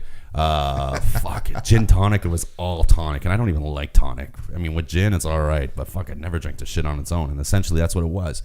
So basically, I was told, well, why'd you come? Well, basically, because you guys fucking forced me to come out. You wouldn't let me stay home, even though I said it was fine. I didn't give a shit. Like, I can have a great time on my own. Don't worry, No, come out. We'll get you some drinks, He can masturbate on his own, all right? I do have internet now. High-speed connection. Let me masturbate. Let me alone. Leave me alone. But basically, I was told, don't look like you want to kill everybody in this place. I'm like, because I keep getting elbowed in the fucking spine every 2 seconds. Somebody walks by. By an 18-year-old chick that thinks she's all that. Yeah. Like, I don't like these places. How many years have you known me? All my life. Oh, yet you still don't know that I hate these fucking stupid clubs that are fucking tight as fuck. I don't know what you're talking about. You look like the type of guy that likes to go to a... I'm all about the bass, bro. Yeah, I'm all about dropping the bass. Toaster strudel. Strudel and bass. Me and my girlfriend were on a thing where it's like, ever since the World Cup started, we heard like either the Netherlands or the Germany plays. Toaster strudel. I don't know if it's racist or not, but I just keep saying it. Toaster strudel. Do you remember eating toaster? Oh yeah, the ones where you could put the icing on them. Yeah, that was real so healthy. awesome. So healthy. Yeah, icing so in the morning. good. I know they were great the first couple. It was of months, like the Pop-Tart like faded away, and then they became with toaster strudels, and you're like, fuck Pop-Tarts. Yeah, fuck this new thing with all. You use 8 frosting on one thing, and then you're left 3 inches thick. You've like written your name out, and then you're left with like the last 3 with no frosting. There's no frosting. Like, they suck without the frosting. The fuck? It's still frozen in the middle. But yeah, I was basically told to pretend I'm having fun for the sake of my friends who are out. I said, why? You knew I didn't want to come. Why do I can't fake smile. I can't fake that I'm enjoying myself. When you're unhappy in a club, it's very hard to... Yes, so people stopped. So then after we went to a fucking pub where there was a live music playing and we got a pitcher of beer and some shots. And I'm sure people didn't complain about how you were... No, because the second I wasn't. I was genuinely having a good time. And, that's it. I don't have to fake having a good time. If I'm having a good time, I'll have a good time. And that's it. So people, stop trying to force your friends to go out and have fun at a fucking club or bar that they don't want to be at. Just understand that some of us don't like it. Yeah. It's okay not to like going clubbing. Why did your friends want to go there? Did they think that they thought they were going to meet some chicks? As always, there was, I have a friend. Do they ever meet chicks there? No, well, there was supposed to be a friend of a friend who was going to have chicks with him. And there were no chicks. Showed up with ugly chicks? And it ended up basically he was on a date with a chick. And there were no other broads. So it was like a waste. Plus this place has the gall to charge cover. What the fuck? What $10 cover? It was $5. But for what? Still. For what? Why do clubs charge cover? They charge you $8 for drinks. Yeah, at least. Like, I don't understand why. Like, I could understand when it's the big club and you got the DJ and this and that and it's a big place. If there's a band playing and the band is there, or if and there's the a band, cover, the money's going most towards of the the cover, band. then I'll pay a cover. Sure. I went to see my friend at the Divan Orange. But not for there DJ iTunes. Like, I'm sorry. I'm not giving you $5 so you can fucking hit play. Hey, listen to my songs, and I hate it. They fucking. I'm sorry. I know you're a DJ. No, but I know you're. I'm not one of those. I don't dance around. No, but you mean like you're not fake. You go off iTunes, you play songs, or you use a software, right? Yeah, I have software for it. Yeah, exactly. But you go to some of those fucking places you go yesterday. Yeah. We used to go to Go-Go's Lounge. Yeah, well, that's it. It's basically the same shape as this. The guy, and we used to hang around the DJ booth because my girlfriend, that was her place. Her and her best friend, they knew. Her best friend used to work there. Oh, so you must know Marcus, the doorman, trains at TriStar, right? Of course, I trained with him. Yeah. He's kicked my ass many times. All right. I used to work with him back in the day. Are you serious? Yeah, I used to work with him at TELUS. Oh yeah, he used to work at TELUS. That's right. When I trained at TriStar with him, he used to work at TELUS. He had a baby girl now. Yeah, she's cute. I had a great picture with her in his boxing gloves. Yeah. She's a cute kid. She's a cute kid. Yeah. Anyway, we used to go to Go-Go's Club, the Go-Go's Lounge. Yeah. And we used to hang around the DJ booth, and I would look at him, and he's not doing anything. Standing around, like it's just like you're just pushing buttons, you know. So and the music they play is like it's just to the crowd. You're a DJ, or you have to cater to a crowd, otherwise you won't have a job. You're not gonna just play music you like, because then it's just gonna be 90s hip hop and rap. Yeah, it's like nobody, and Wu-Tang just you and your 3 friends that be into it, and that's it. Me, it'd be like Wu-Tang on repeat. I'm going to get a drink. I'll see you in half an hour. Right? Fucking Wu-Tang here. I tried though, man. Everywhere I've gigged, I've always tried to incorporate, like, to change things around a bit. You have to, and you can't play hip hop at bars. It's a racial thing, guys. And if people don't know this, bar owners don't want to play hip hop because they don't want to attract too many black people in gangs. Yeah. It's the sad fucking truth. I was basically told that straight up by an owner. Ne joue pas de musique de black. I was told those were his exact words. Pas de musique de black. Pas de musique de black, yo. There's a lot of irony in what you just said there, buddy. But by the way, yeah, it's like straight up, guys. If you did not know you this, just spoke to me like a black person asking me not to play black music. Yeah, exactly. I couldn't. I mean, I knew, but straight up like that, yeah. I played 2 hip hop songs. You're like, yo, cut the rap. Like, no more. Cut that shit out, bro. It's like, fuck, fine. Back to Lady Gaga. Like, fuck, man. And it made me laugh. It's like, what, you think there's like gangs walking around downtown? I think I hear some Biggie in the background. Where is that? Fuck, we're going right there. Go there. And all of a sudden there's 20 of them swarming, Fucking. Yo, Rashad, just fucking head to that club right now, motherfucker. They're all ordering fucking Colt 45s. It's a madhouse. Show up and shoot up the game. Pop, pop, pop, pop, pop, pop. But it sucks, man. So you'll have a couple of bars that will cater to that, and because that's their crowd, Like, remember Jet Club back in the day? I don't know if it's still like that, but like I used to like going to Jet Club because you used to hear hip hop, but like 80% of the place was like Arab dudes and black dudes. Like when you were a white guy going to Jet Club, you were in the minority. But you know what? I want to dance to hip hop. It's the only shit I can dance to. Yeah. But it just sucks at other places. They just don't want to mix it up. They just, God forbid, you try to appeal to more than just, the fucking chicks. So many racial jokes went in my head when you said there was Arabs and then black people in that club, and I was just like, I gotta shut my mouth right now because Jesus Christ, I'm gonna get shot if I say anything. Sorry. There's so many things that went through my head. Fried chicken and watermelon and shit. And falafel. And curry and shit. Sorry guys, I'm not racist. It's just I'm a product of the internet. That's all it is. So yeah, I'm an amateur comedian. I think we have to start calling ourselves amateur comedians or comedians because then it's okay to say racial things. Oh, okay. We're funny. We're trying to be funny. Okay. I've been. It's a funny thing, and I'll say this. I haven't told anybody, but since 2011, I have a notebook I have a backpack. Mm-hmm. I call it a postman backpack, but it's a bit faggoty, but it's one of those things. I got those fag bags. Yeah. Fag bags. It's a purse. It's a fucking purse, right? It's a purse for men. Yeah. What the fuck? I wear fucking fanny pack when I go on vacation. All right. Geez. I Really? love it. I fucking love it. I put my weed in there. Last year, it was the first time I went on vacation. And I told my girlfriend, I'm buying a fanny pack. She's like, you're not fucking buying a fanny pack. I said, I'm buying a fucking fanny pack. I went to Walmart. I paid $10 for a leather fanny pack. Leather, I'm like, too. oh, fuck. I put my weed in there.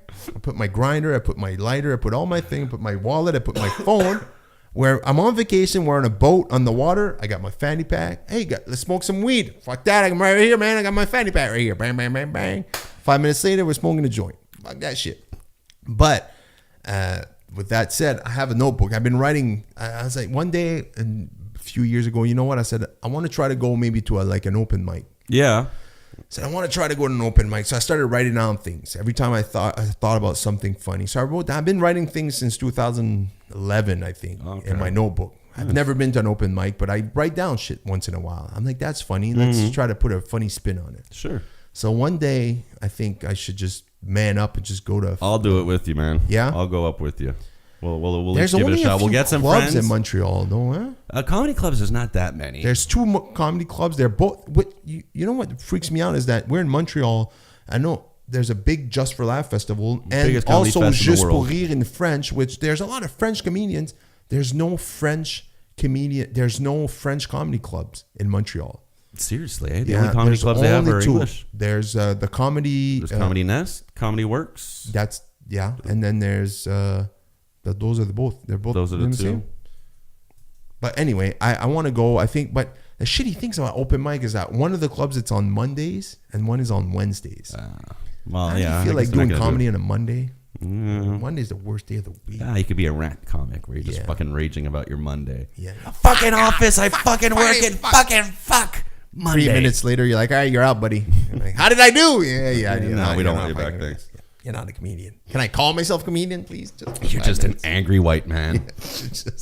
Who's drunk because you couldn't get on stage. Who's drunk because he's been I don't waiting know an how hour it and a works half though. for You his have turn. to get on the list or something, or just show I guess up. you just put up you show up and you put your name down depending how many people there are. I guess it's like, karaoke night. They draw your name. Really? I guess. There's one place that does hip hop karaoke. That must be fun. Really? Belmont does that. I don't know. I think there's other places too, but they have hip hop karaoke night where it's just all hip hop karaoke. That's pretty cool. Because then you don't have to worry about people fucking singing bad. It's rap. Country song, yeah, rap. You're just rapping. You're just rapping, so you're not going to hear anyone go. Ah! Trying to sing Celine Dion like hold that. on, hold on. I'm not pressing my ear enough to sound like Mariah. Hold on, I just got to pinch it more. Ah! Do you have a pair of headphones in the back that I could just wear for show so I look like Mariah Carey? I'm singing in the fun way. Fucking bitches. Bitches love the Mariah Carey. You know what we haven't spoken about a lot? We seem to always get into our conversation on a podcast. Yeah, we get sidetracked. And we're like, fuck, man, we're like about an hour in right now. About an hour and a half, actually. Oh, I got soccer to watch at 4. Bronze medal game. Yeah. 3rd place game. Yeah. 3rd place game. Brazil is going to have his B team on the team. Like, who's these fucking players? Who's Gaymar? I know. Neymar. He's Neymar's cousin. Thiago Milva. Where's the Silva dude now? We got Milva. We got Milva. He's the guy in the back. He was the guy fucking pumping the water on the last game. He wasn't even playing. They all fucking flew away now. They're all back in their home country where they play for reals. Yeah, where they make their millions of dollars. Fucking World Cup. I don't even want to talk about it. No. It is what it is. I think it's kind of like, you know what? It's always the same thing with the World Cup. Yeah. Is that when you live in an environment like Montreal where there's a lot of Italians, there's a lot of Portuguese, there's a lot of Greeks, there's a lot of Africans, and once these countries get out, and the only countries left are Argentinians, German. What you haven't seen the wave of German Netherlands, fans waving their flags? You haven't seen them, bro? They're I've all over Little Germany town. Little Germany. Where is Little Germany in Montreal? There's one street. It's one street. It's one house. Actually, It's it's a one it's a house. block. It's a family. It's one family. They just immigrated from Germany. They're called the Mittlers. Imagine they changed their names. They used to be called. It's a sitcom. My German Neighbors. My German Coming to CBC this fall. That would be awesome. As a sitcom. Imagine. But we haven't spoken a lot about the UFC lately. Yeah, and there's been a lot of events lately, and a cancellation UFC as well. 175, Machida versus Weidman. Did you watch the fight? I didn't get a chance to watch it, unfortunately. I had to kind of Machida gave it his all. I mean, Machida looked amazing, like he always does. Machida always looks amazing. Yeah. Win or lose, he got knocked out by Shogun. He's Machida. He got caught. That's the only time he got caught. Yeah. And he lost against Phil Davis, which he didn't. No, I think that was a bad decision. Yeah. And Jesus, man, he does his things. It's Machida. He's elusive. He's in and out. It's elusive. And he fought Weidman to his fullest. And credit to Weidman. Fucking Weidman made me a believer, man. That guy could stand with Machida and actually win a decision against Machida. Mm-hmm. Rampage Jackson too won a decision against Machida, but that was also another bullshit decision. He didn't two even think he bullshit won that. loss on his record. Yeah. But there's one thing about Weidman. If there was a 6th round, he would have lost that fight. Yeah. I think Machida would have finished him. Well, that's what I was reading Started out, that he gassing out after the 3rd. He got caught many times. Mm-hmm. He put on his guard. His striking wasn't as spot because he was gassing out. And goddamn, bro, give it another round, and I think Machida could have finished him. He caught him a few times, but he also caught Machida a few times. Yeah, let's face it. And a great fight. It only cemented as Weidman as a true champion. Mm-hmm. Now, don't get me started on the fact that people think he's the best a pound for pound fighter in the world. He's not. He's not. I'm sorry. He's gonna have to beat more than a Silva on the down spiral. Let's face it. He's 37 years old. As much as Silva has been an animal for many, many years, the second win was his leg shattering. You know what I mean? And then he just beat Machida, which he had not a hard time doing. It was a unanimous decision in my opinion, but it was still 3 rounds to 2. So as you go on into rounds, it was the first time I think you're going deep in the 5th round. You know, can anybody beat him at 185? Listen, there's a few fighters I like to watch, and there's a new matchup that just was announced last week, which was Yoel Romero, one of my favorite UFC fighters to watch right now, versus Tim Kennedy. Yeah, Tim Kennedy is ranked number 7 and Romero number 11. Romero is a beast, man. He's a fucking beast, and that guy's 37 years old though. Cuban, amazing fighter. If that guy can destroy Tim Kennedy, which I think he could, he can definitely win maybe a decision. His wrestling is tight. He's a fucking Olympic wrestler, a silver medal. Yeah, I think. Wow. And his striking is amazing. He's calm and collected in the ring. I love watching him fight. But UFC 175 obviously was amazing. Well, I wouldn't say amazing fight card. It was a good fight card. Well, it was a co-main event with the main event. The Stephane Struve fight got pulled, right? Cancel, yeah. Because he had a panic attack and almost fainted. I think it had nothing to do with his heart condition. I think it was just between the ears, man. And it was a head thing. It was a mental thing, and he his heart rate got elevated, and they panicked. They're like, "We're not taking a chance." He somewhat fainted in the back. No. Ronda Rousey, I don't know what to say about this chick, man. Jesus. Yeah, there's not enough. I think there's not enough. I honestly think, listen, the girl's a beast. Okay, she's destroyed every single opponent in her way, but there's still not enough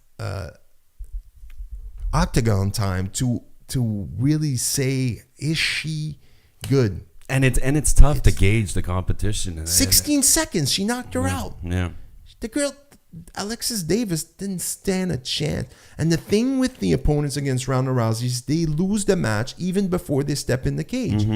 As much as they say they're not going to be intimidated by her, Ronda Rousey is intimidated by the fact that she's an Olympic silver medalist or bronze medalist. She's a freak athlete that has never lost, and that's won the majority of her fight by armbar. When she's on my TV screen, my balls shrivel up and go inside my body. Yeah, I don't know how it happens. You become a female. She makes me a woman for a few minutes. Yeah. That's my penis disappears. It's very weird. Yeah, she does that. She's intimidating. She is just one of those chicks. I hate her. I hate the fact that I think she's fake. Yeah, but that fake persona of hers still works against her opponents. Yeah, it's surprising, right? Because you can call her on her bullshit. But I think Holly Holm is not going to get intimidated by her. I don't think she's going to beat her, but I think she might offer a different type of fight for her. Definitely in the feet, I think Holly Holm is the best fighter. Yeah. If she gets to get a title shot, I think Dana White said yesterday that she was going to get a prep fight. She's definitely going to a fight before Rousey. But she's definitely the best striker. But grappling wise, there's no other. It's like, Jesus, like the way she threw Alexis Davis after she knocked her out. She knocked her out, grabbed her, flipped her, then knocked her out again. Yeah. She was out on her feet. Her boxing is definitely getting better. There's no denying the facts. But Jesus, I just want to see. I don't know if it will ever see the day where Ronda Rousey gets beaten in the octagon. I don't know. Well, you see, now they're scrambling to sign new competitors. They got to find somebody that can challenge her. Dana White said they're going to get a deal done with Carano. Now he's going to be talking with Carano, but I think Carano's been out of the game for too long. Yeah, she needs to fight 2 or 3 fights. She needs to win and lose and win and lose. Is that me? That's you. Yeah, not me. But let's get ready to. Where's it playing from? From the garage band. Sorry about that. It's because it's done now. I just have to move the cutout music at the end. See. Okay, I forgot to move forward because we went over our time, and I always use the same recording, just resave it, and then I didn't. And then you just put the forgot, bookend there, bitches. But I don't know. So they're scrambling to sign Carano now, and they sign Holmes. It's good because I think Rousey's going to be out for a bit. She's getting surgery on her knee, and she's got a broken thumb. But who's the next? The next is Cyborg, and she's making her bantamweight debut in December. She's the next one, and if there's anyone that can beat her, it's her. If she makes weight and wins, the UFC is definitely signing her. Oh yeah, that's a prep sign, and it's an Invicta. Which is Invicta and UFC are like this. Yeah, well, they're streaming them on UFC on demand, right? Yeah. So I'm excited for the Ultimate Fighter 20 with the straw weights. 16 women. The winner gets the belt. Yeah. They're introducing a second weight category in the women's division. Yeah. A lot of good fighters in that strawweight division. You like that? Yeah. Yeah. There's a lot of good fighters. A lot of hot fighters too. God damn it. There's something about a women. She wasn't a fighter. She's like a 6, but because she fucking just, she's a fighter, she becomes an 8. You know what I mean? Like there's just like that. Oh, you got a black eye. My dick gets hard. It's like, God damn. Like there's this chick. She's like Irish or I don't know, Scottish. She has this thick Irish accent or a Scottish accent. I can't tell the difference. But Jesus Christ, definitely racist. When you see her face, you won't say I'm racist. She's just something about her, She's one of the favorites. It's definitely a good. The Ultimate Fighter is trying to kind of rebuild itself. I think it's done its time. I don't think it's going to last for much longer. What that joke of a season? BJ versus Frankie Edgar. Oh, don't get me started on that. That was. Right from off the bat, we're like, why? We all knew BJ Penn had nothing left in the tank. Like, why? Why do we have to see this? Did you watch the fight? I saw a bit of it. Oh my God, BJ Penn looked totally out of it. It was horrible to see. I honestly think that BJ Penn he's retired now, but I think the mistake he made is that if he wanted to take it to the next level, he brought it to the next level when he when he was champ at 155. Yeah, the guy was destroying. But he was also experimenting with different teams, with different guys training him. When he trains just in Hawaii, it's just bad for him. His coach, his team should have never let him walk out. Oh, they're a bunch of yes men, right? It's just basically... and they're horrible. Yeah. They're not good. They're not good coaches. I'm sorry. No, and what was with his weird tippy toe stance? What was up with that? Like he was fighting like an old-time boxer. Yeah, exactly. I'm an old-time boxer. See, we're gonna fight. You see, he used to be one of the best boxers in the UFC, and then all of a sudden he comes out with this straight-up stance. Frankie Edgar's gonna light you up. Frankie Edgar is fast. He's in and out. He's got great boxing. Like, are you shitting me? I think BJ Penn's mistake is that he never swallowed his pride. He never left the island to go train with the top team, a Jackson or a ATT, American top team, or anywhere. I think it's just, if you would have seen him with a team like that, he would have brought his game to the Other guys would have pushed him in their gym. They would have wanted to kill him in the gym, and it would have brought his game even better. He could have been the best ever, but because he wanted to just be in Hawaii and chill out and do all his training camps there, because he's the most talented fighter I've ever seen, but he doesn't have the drive and the push behind him. No. And that was his downfall. From there, and talking about downfall, the UFC, this whole cancellation of UFC 176, man. When are they If there's anything wrong with the UFC, is the fact that you can't. This is the second time they cancel an event. This is bullshit. It's bullshit because, in my opinion, every single fight card should have a main event and should have a co-main event that should easily be able to replace each other. You get an injury. Like it used to be. Boom, you put the co-main event, bro. Like Rousey and Alexis Davis could have easily been the main event. Obviously, just lasted 16 seconds. But prior to that, we didn't know it was only going to last 16 seconds. It could have easily been, Machida got injured. We could easily put Rousey in the main event. Boom, it's done. There's no cancellation. Now you get an injury, which you get nowadays, and you got to cancel an event. To me, if there's anything wrong with the UFC, they're doing this wrong. And it's killing the UFC. It's putting a damper. Too many shows. I mean, when you've got 2 shows on the same day, right? Like we had last week. It's just getting a little ridiculous. And these cards, it just goes to show that they're not strong enough. Because if your main event's out and you have to cancel the whole event because the rest of the card is fucking piss poor, nobody's going to spend money on it. Well, then you've got to open your eyes and say, well, maybe we should be fixing our cards and maybe having less shows. Maybe we can drop some of this dead weight cards and just have stacked cards like it used to be. Like I used to spend the entire day watching from the prelims to the main event. Yeah. Now it's like you asked me to watch it. Nah, I watched a bit. Yeah. It's like I watched the main event. Like I'll read up on it. I know everything that's going on. Back in the day, the whole main card could have been a main event. Yeah. Yeah. You had the Chuck Liddells and the Matt Hughes and the GSP fighting on the same card. You'd be like, fuck, man. Vitor Belfort, you had the Sobral, you had all these fighters. You could have been, every fight could have been a main event. Yeah. Nowadays, I'm saying back then, every fight on a main card could have been a main event today. Yeah. And people would have been like, oh shit, yeah, I'm going to tune in to watch this fight. And yeah, I can. Nowadays, you got guys on the main card that nobody knows about. No, but they're making these teams. I mean, free MMA is great when you get to see a guy like Gegard Mousasi fight, which he looked really good in his last one. Yeah. And Munoz is done. Jesus Christ, this guy, man, he fell fast. Yeah.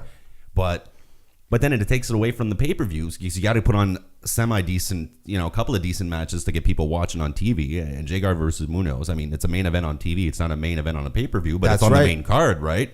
But now you're taking that fight away from the from a pay-per-view, putting it as the main event on a free TV show, and then you fill up your pay-per-view with one good fight, title fight, usually co-main event, which now it's either the flyweights or it's a women fight, and then you've got 3 other fights that you're like, whatever. Whether it's CB Dollaway or whoever the fuck else is on the card. Like, I don't really give a shit about these guys. Yeah, he's been on a win streak, but he's a douche. Yeah. Fuck, I hate the sound of his voice, too. And most fans, new fans don't know who he is. No, and that's it. And it's just guys like that. I don't know. They're not selling tickets. The roster is too stacked. There's too many the fighters, and they're trying to fill all these fighters. I mean, these guys need to make money. They need to fight 2-3 times a year. I mean, you're not gonna get yourself away from that. Some of them, I think, will start jumping ship to WS World Series of Fighting there, WSOF. There, they had almost 1 million viewers on NBC. That's for big. Their show last week. That's for them. triple. I think it was tripled their last show. Wow. So I mean, 900 something viewers on NBC for a league that most fans probably doesn't even know exists. Wow, that's pretty big. That's pretty good. And now you got Scott Coker's in charge of Bellator. Yeah. Former Strikeforce dude who did a lot for Strikeforce and Elite XC back in the day. They put on some good cards on NBC, made a lot of money, got a lot of viewers there too. So maybe we're going to see some competition now for real again. And how maybe long is it gonna last? I don't know. We'll see. But I mean, that's the only way UFC is going to get better is if they have competition. Somebody pushes them in the back. Somebody's got to push them because it's just oversaturating these cards and these free shows. We talked about the guys that were 0-5 main eventing in Australia a couple of weeks ago, wherever they were.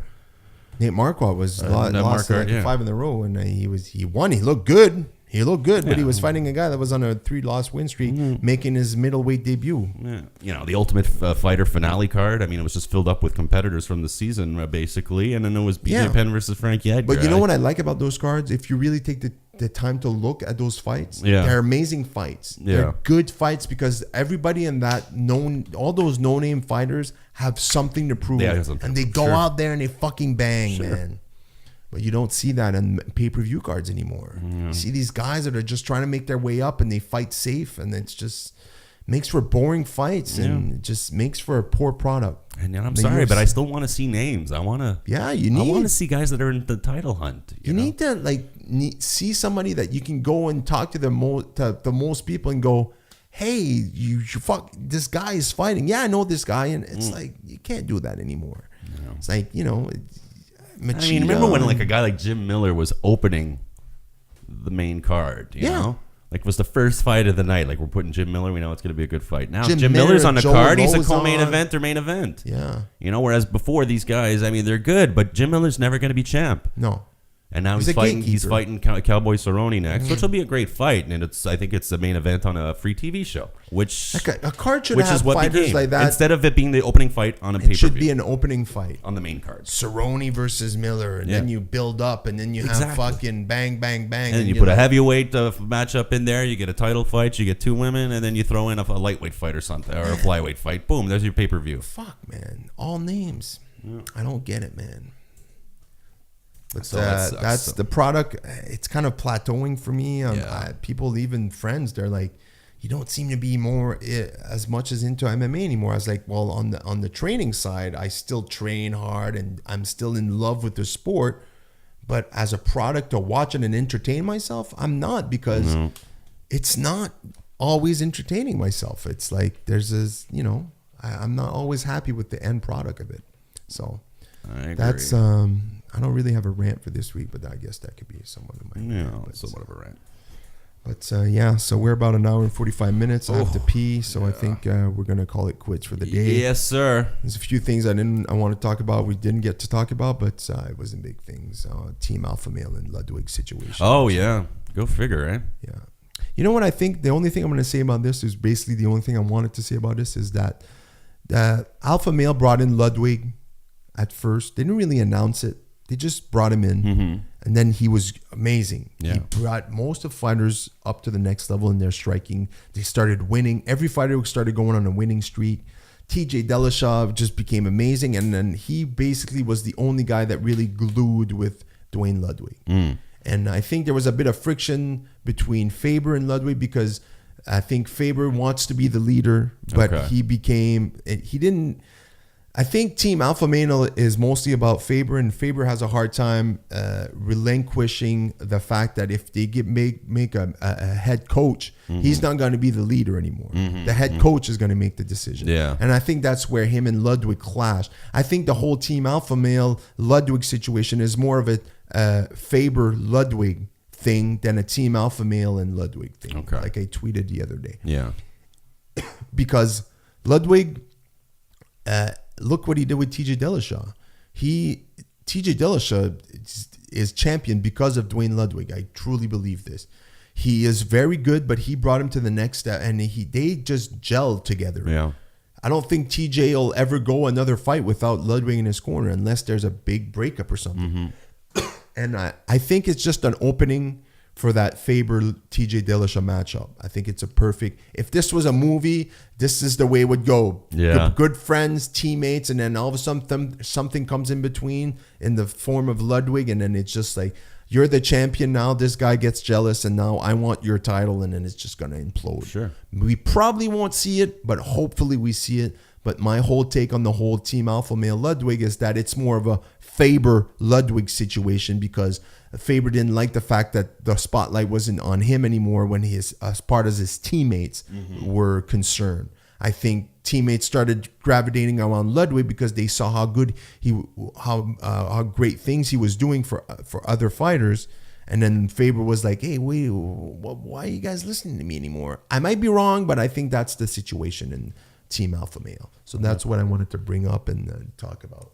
But TJ Dillashaw, rematch against Barao. I think the same thing is going to happen. I think TJ Dillashaw is going to run around and just beat Barao. No. And I think then we just set up a matchup with Faber. Does Faber deserve it? Maybe, maybe not, but that'll sell fights. There's nobody else. If Ludwig ends up fighting Faber in 2015, it'll probably be the biggest fight of the year.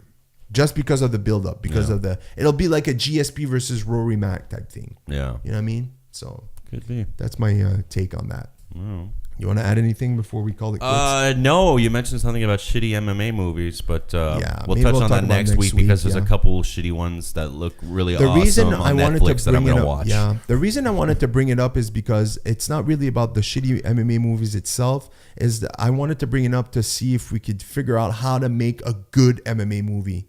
So Warrior was pretty good. Warrior was Red good. Belt was pretty good. And the reason it was really good is because they focus more on the character build-up than the actual fighting scene. I mean, it was a little cliche at the end and everything we saw coming. But brothers versus brothers. Yeah, but yeah, there's a shitty one I saw that I want to try to check out, so I'll bring that one to the Anyway, we'll next talk week. about it next week. We'd like to thank our sponsor once again, OrageDesign.com. Check them out for all your renovations need. That's OrageDesign.com, OrageDesign.com.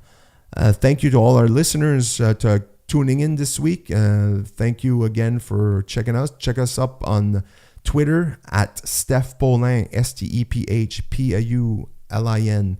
That's Steph Paulin and JFlynn MTL. Yes, sir. JFlynn MTL on Twitter. Check us out also on Facebook, The Modern Maverick, facebook.com/The Modern Maverick.